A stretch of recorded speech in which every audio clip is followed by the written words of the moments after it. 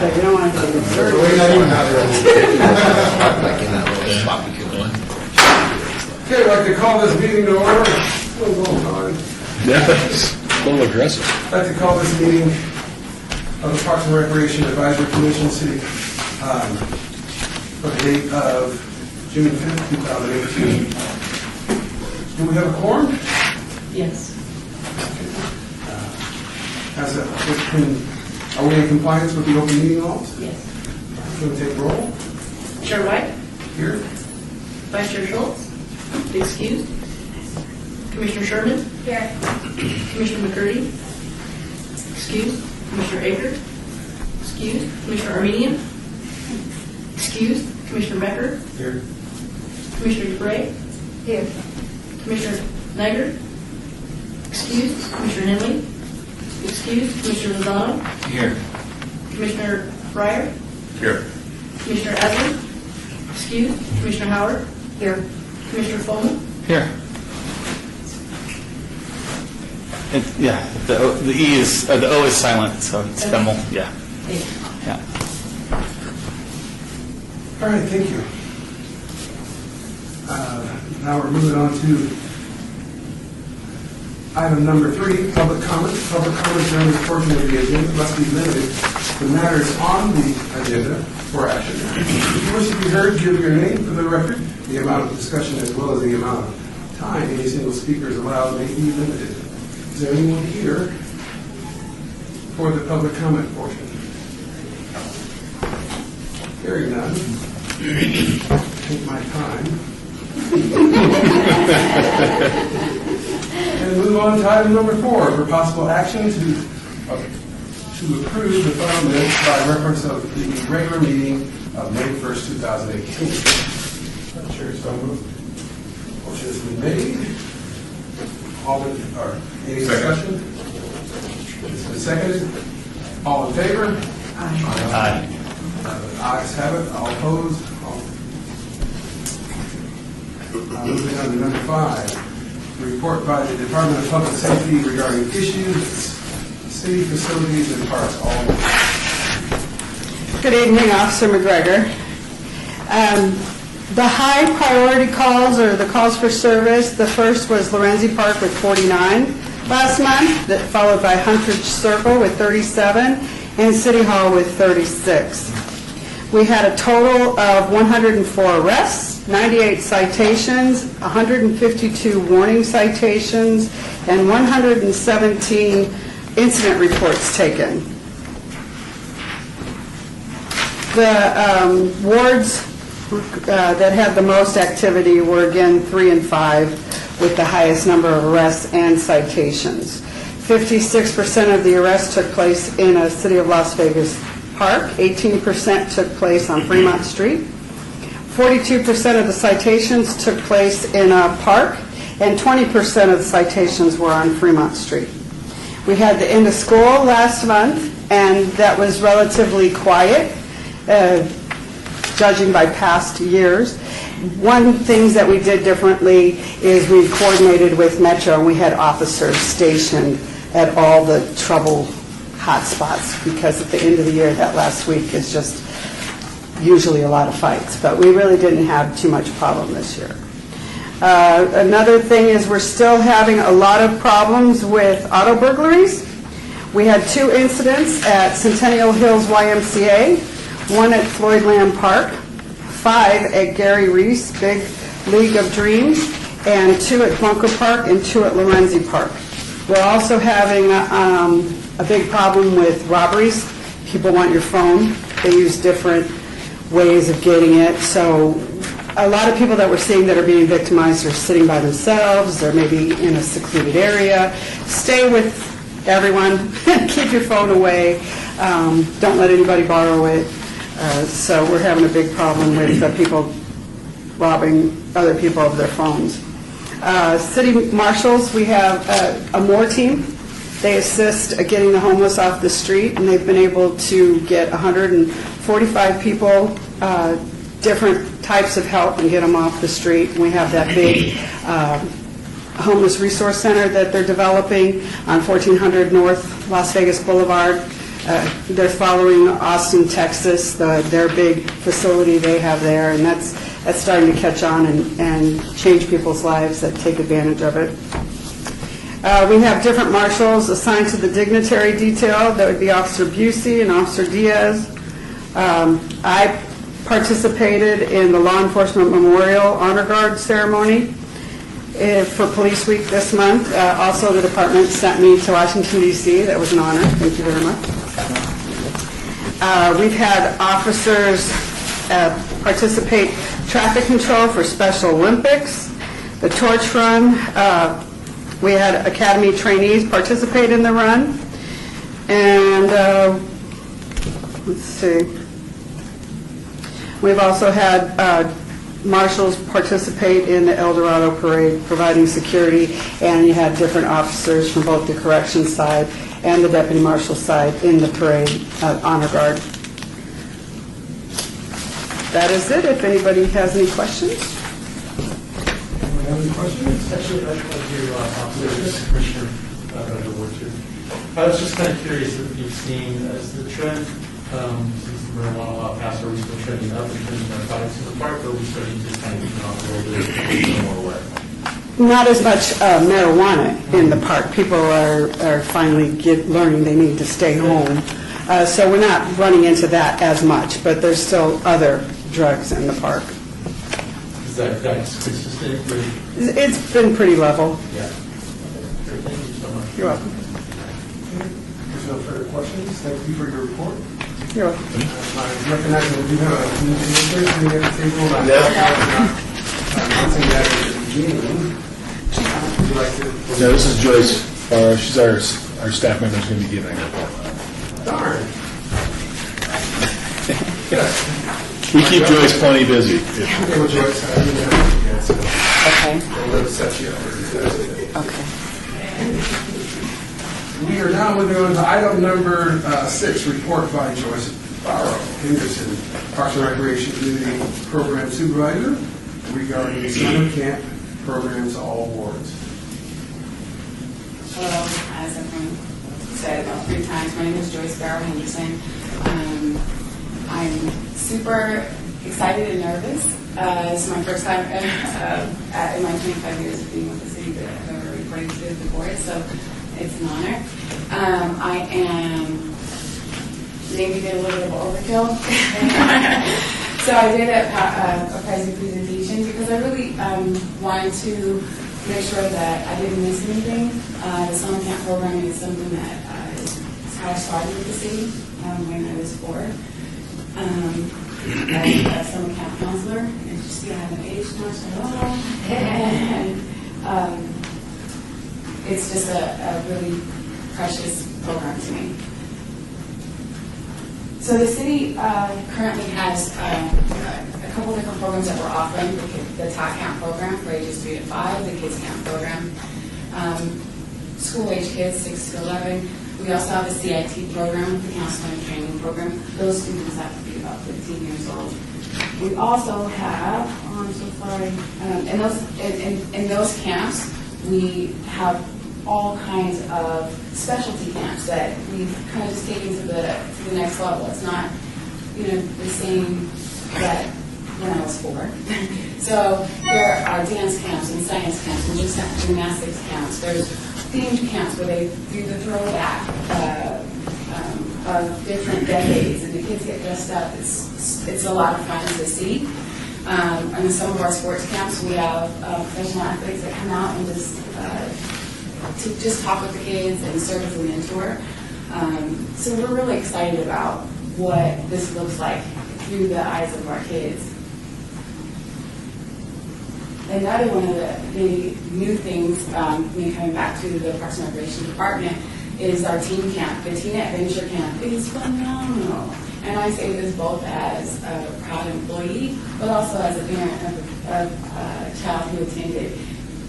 My daughter really built some serious memories that I can't say that she would have had that opportunity other than the fact that we enrolled and participated.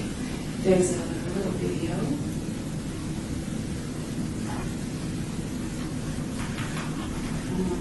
Looking for a way to keep your teeth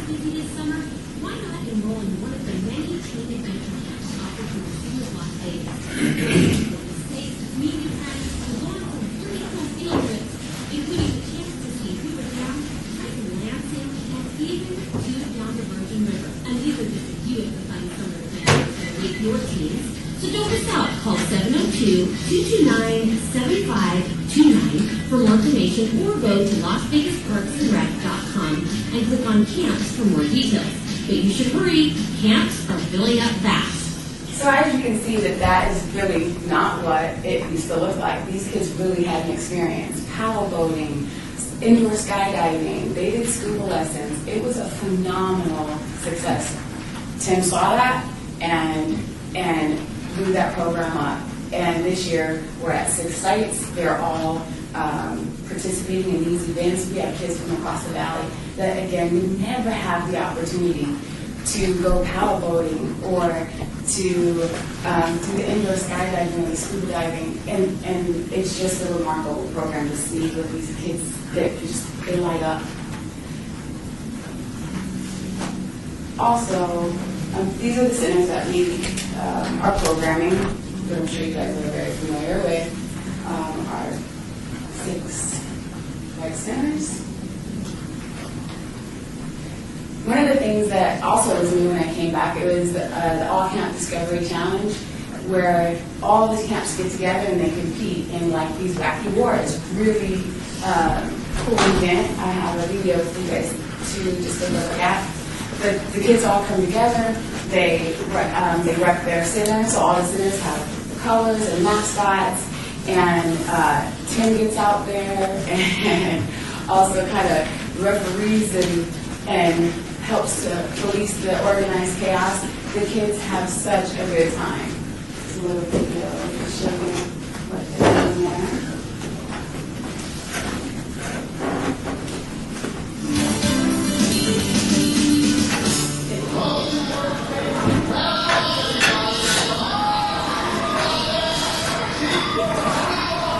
This summer has been all about fun for these kids. When I'm at summer camp, I have something fun to do rather than just sitting at home on the couch with the dogs. All of the kids here today are enrolled in summer day camps at various community centers throughout the city. Doolittle is in the house, and so is Mirabelli, Stupak, Cimarron Rose, and East Las Vegas Community Centers.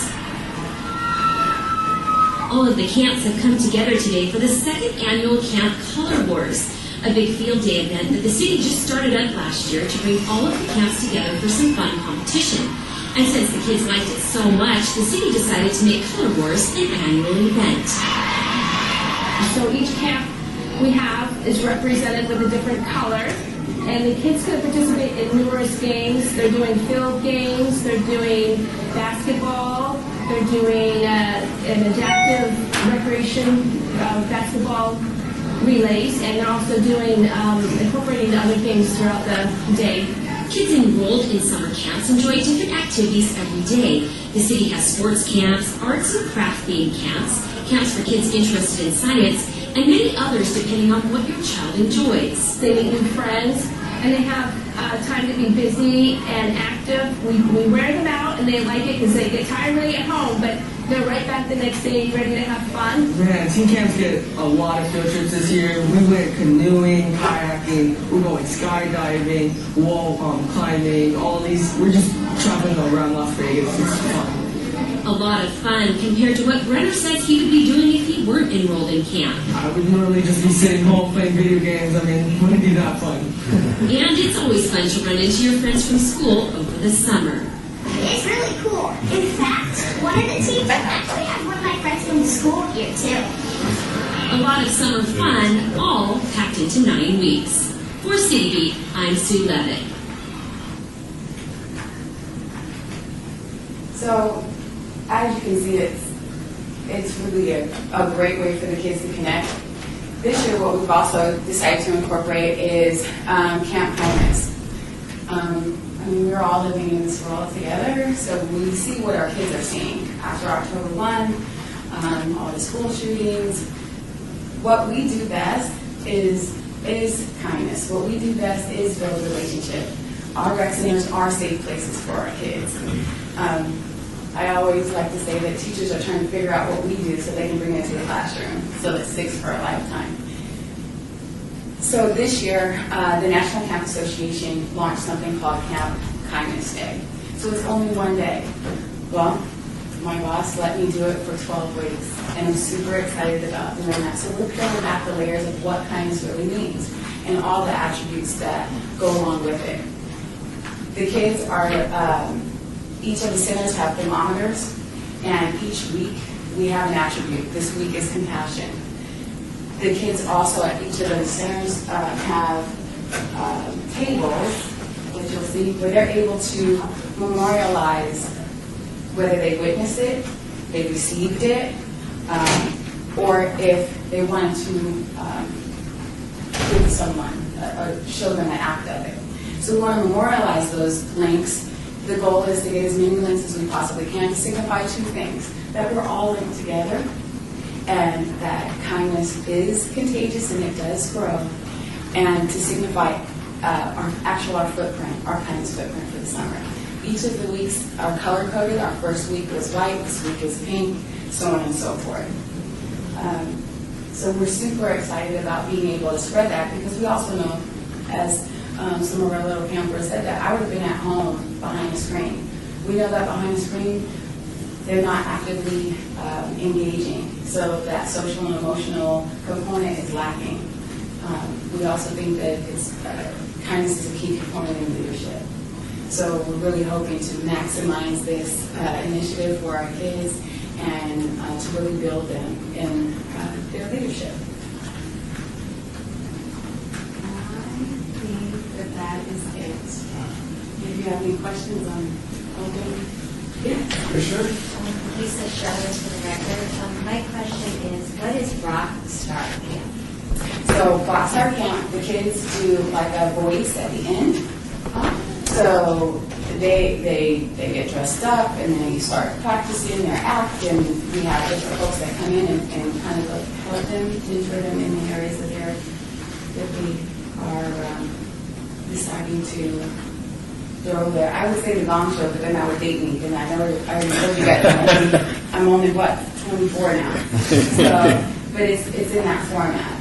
So the kids bring they bring clothes. Sometimes they have like different supplies where they can make their costumes, and it's a really cool thing. The parents are able to come in and also see the show. It's also a big bonus. Again, I'm speaking from a parent that participated, and the kids just love it. Again, another way for them to socialize and to build their confidence.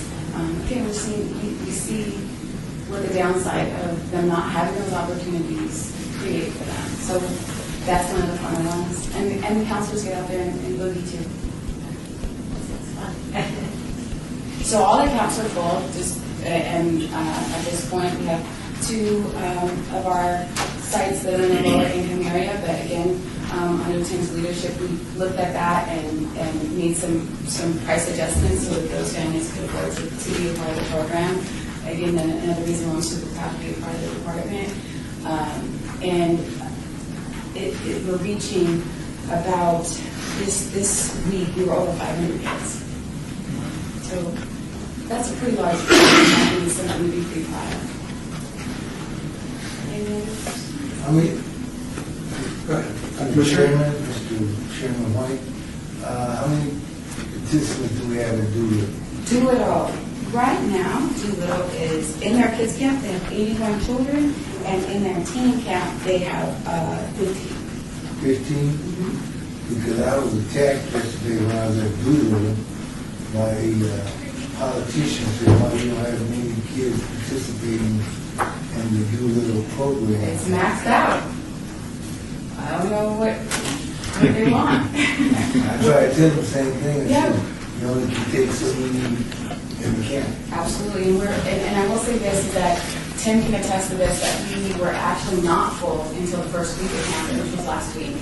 So it wasn't like we had any leeway to say, oh, like we had 80 kids, we might need to expand the program. Not until the first week did we fill that. So what is the price for the camp at Doolittle? Price point for the camp at Doolittle is $75 a week. 75. for the ones, the parents, the people who cannot afford, they can apply for scholarships? Great question. So we have an internal scholarship program, and the parents just apply with us, providing us with a little bit of their information. So and then we do a sliding scale on what their weekly fee would be. And there are still funds available, and we are still giving out that. So funds are available. Funds are still available. There's just no space available. But how long does this camp run, you say again? So we're going to run, our last week is August, the week of August 6th. 11 weeks again, I Yeah, believe? yes, 11 weeks. So, Commissioner McAvoy, so when you do have a full class, do you just create waiting lists? So yes, we do have a few folks on our waiting list. It's normally impacting us in the Northwest and in our Sutherland area. Because again, I hate to sound like I'm bragging, but I'm bragging. We provide a great program, and for the cost, you really can't beat it. So in those areas, we do have a wait list. It's just don't have it. Chairman White, I just wanted to say, commend you for having a kindness camp, because I think that is lacking in our community. The teaching of character and teaching of these skills that we oftentimes recognize the opposite.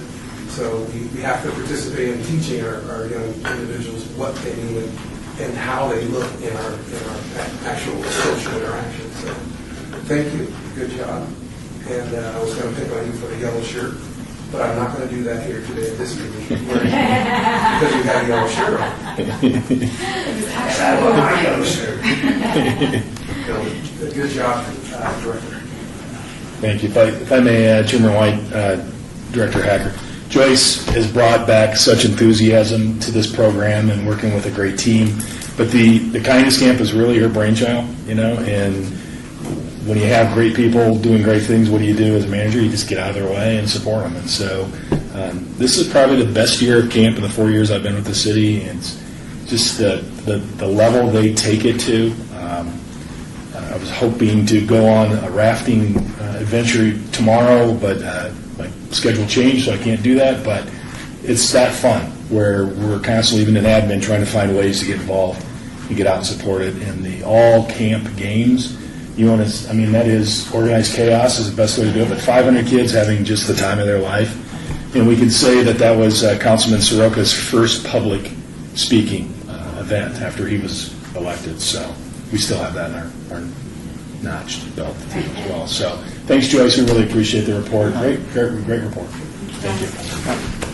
So we'll move on to item number 7, report by commission members regarding park issues and events within the respective council wards and at-large all wards.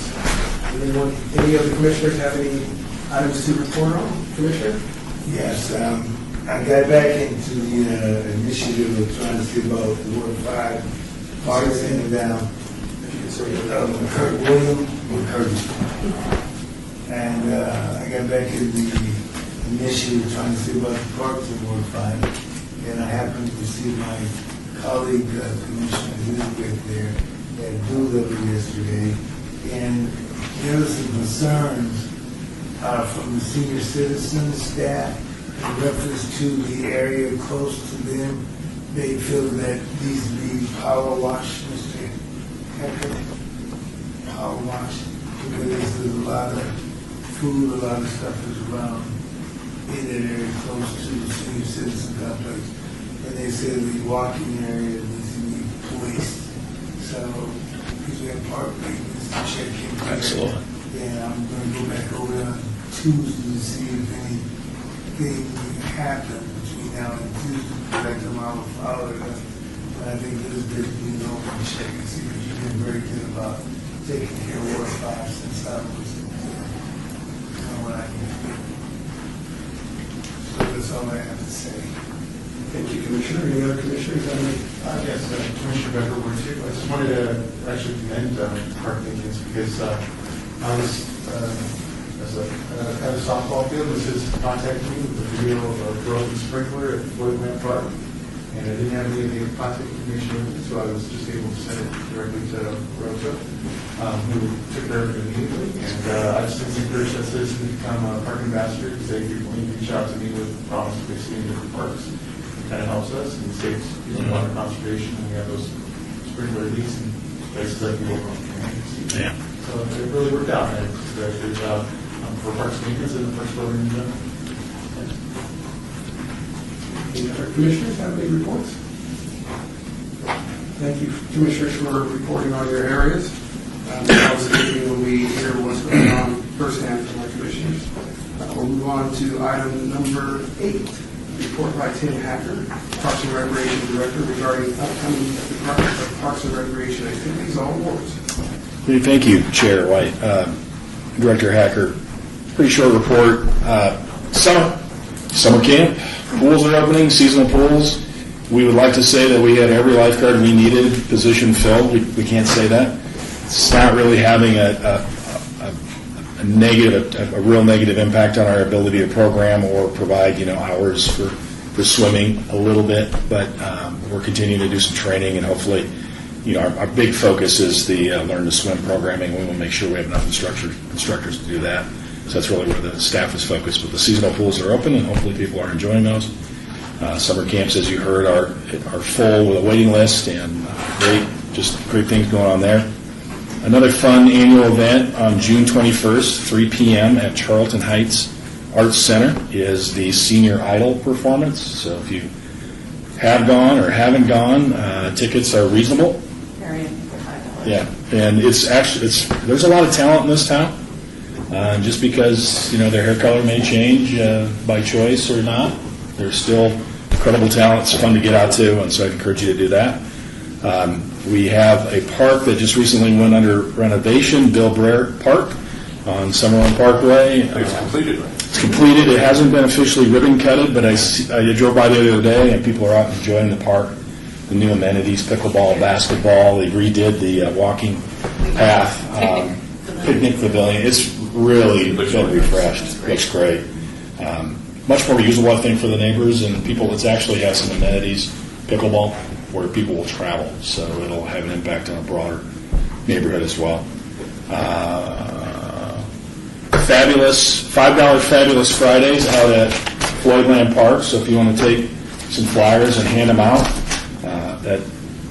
it's both entrance fee, it's horseback riding, plants from 1 gallon plants from the NV division of forestry. They actually have a site out there where they grow plants. I think these are plants we can actually sell legally. Good. A lot of free games and activities, and we do have a programmer out there now, a rec programmer. So we're going to try to do some more programming and get. There's a big neighborhood that really enjoys that park out there, and people that will travel to visit it. So we're hoping to continue to expand programming out there. So yeah, please grab some flyers if you think you know anyone that might be interested. Throughout the summer, it'll be $5 Fridays. Other than that, I just thought of something. So, Kelly Schwartz with Parks and Rec. We also have $5 swim lessons at several of our pools, and that was through help with the Red Cross. Right. And then in addition, we received a grant from the planning department, so we do free swim lessons, and those are at Doolittle and Freedom Park. So if you're interested or know somebody, we definitely want to get little kids. The free ones are actually kind of more like a mommy and me kind of thing for really little kids, but otherwise the $5 ones are just regular learn to swim. Yeah. We want to, again, Director Hacker, want to get as many people comfortable around water, and water safety is job one, definitely for us. Remember, you all adopted a schedule. We won't meet again until September, so enjoy your summer off, please. And with that, that's my comments prepared. If you have any questions. Chairman White, Director Hacker, you said horseback riding for $5? Yeah, on Fridays. What's the maximum weight can it hold us? It's not something I've checked on, and that's actually through our partner, Horses for Heroes. So it's not actually a city program. It's a partner that has an operation going on out there, and that's just something that they're going to offer. So, unfortunately, a lot of times they will limit horseback riding to not exceeding 200 pounds. So it's taken me out of horseback riding for quite some time. Took me out of skydiving at 18. Good question. Commissioner? Commissioner Howard, what is the status on the mayor's scholarship? Oh, the fund, mayor's fund? Good question. I actually have a meeting coming up this coming week. It's getting ready to roll out. I know I've been saying that for the last 3 or 4 months. But the agreement with the third-party administrator is in place. the individual that's going to be, I guess, actively soliciting and working with interested parties to seek funds for that is in place. That's why I'm going to meet, I think, for the first time next week. So I'm hoping in the course of the next 2 months there will be a more official rollout in that. For those of you that may be unaware, the Mayor's Fund will be an opportunity for people to make contributions and sponsorships to specific programming or to city services in general. And it's basically the Parks and Rec Department, YITSE, Youth Development, Social Innovation. They do Safe Key, they do preschool, they do some other things. And I think Cultural Affairs right now. So there's us 3 departments that may expand. We're kind of the departments that do services with our constituents, not for our constituents. And so I think that's why they started with us. Okay, great. I know a bunch of groups that might Good. promote it too. Good. It's that close. It's closer than it was when we first talked 2 months ago. So again, I'm starting to be invited to meetings, and that's a good sign. And, Chairman White, I believe one of our commissioners is on that board or something. Commissioner Schultz is on a different. He's on Neighborhood Partners. Yeah, Neighborhood Partners Fund. Yeah, there will be a new board that's actually going to be put together, I think, more internal. I don't know who they'll have external, but it'll be for a little bit. Any other questions? Director, hearing no other questions, we'll move on to item number 9. Citizens participation. Public comments during this portion of the agenda must be limited to matters within the jurisdiction of the Commission. No subject may be acted upon by the Commission unless that subject is on the agenda and is scheduled for action. If you wish to be heard, give your name for the record. The amount of discussion on any single subject, as well as the amount of time any single speaker is allowed, may be limited. Is there anyone here for the citizens participation portion of the agenda? Hearing, seeing none. Thank you for your time. Enjoy your summer.